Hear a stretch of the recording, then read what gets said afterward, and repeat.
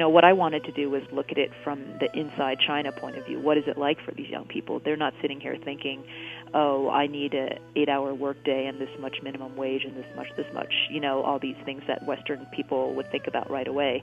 They're just thinking, I want to get to the city and I want to make some money and I want to improve myself. And so from their perspective, life looks very different than it does to us.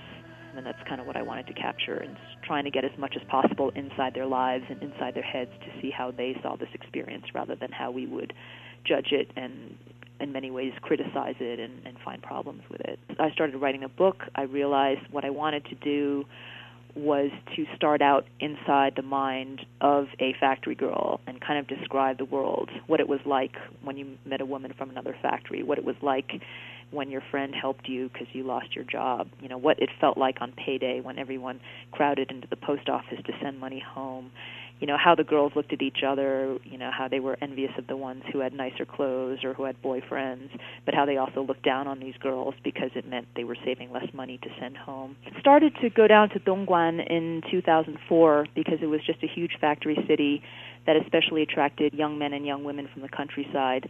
And going in, I was pretty clear that I wanted to write about young women. The reason for this was, I felt that their stories might travel the longest distance from the very traditional rural Chinese village to the most modern, freewheeling, chaotic, no-rules-barred urban area. And Min, as I call her throughout the book, was one of the women she brought. And as soon as I started speaking with her, I realized that she was very interesting. She was just very lively, very talkative, good sense of humor, all things that I felt were kind of missing from the portrait of migrant workers, factory workers that we'd so far seen in foreign reporting. They tended to focus on people who'd had terrible things happen to them, who were kind of failures or had traumatic experiences in the factory world. And I was just kind of curious just to find a young woman who hadn't had anything especially good or bad happen to her, but was nevertheless interesting, and to kind of learn what her outlook on life was with her. She struck me as just having a very personal view of her experience. She wanted to make money, but she also wanted to be happy. She wanted to be healthy. She was looking for true love.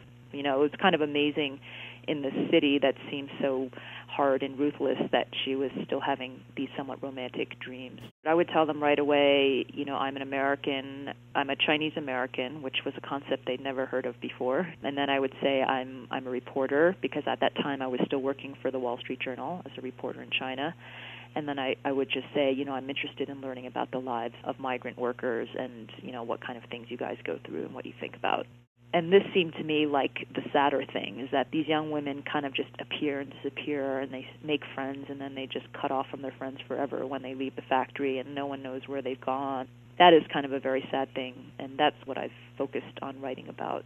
People are remarkably resilient and kind of just can-do sort of mentality. I think that's really, really common, in this time in China. There's just so much stress and anxiety, and every 5 years there's new ideas and there's new terms. The terms for private businessman now is different from the term that was used in the 80s or in the 90s, and people always feel like they have to stay current and keep up with things, otherwise they're going to fall behind forever and be forgotten. It's like, why should I dwell on the fact that I lost family in the Cultural Revolution? I'd rather focus on making money and getting a nice apartment and giving my kid a good life. You hear that over and over all across China in different forms and different expressions. And yeah, I think there's kind of a huge national movement among millions of people just to move on, get on with their lives, and not deal with these very troublesome issues of the past. I think the kind of the overall theme of people looking to improve their lives and looking for adventure and opportunity in the city, that is a story that makes a lot of sense,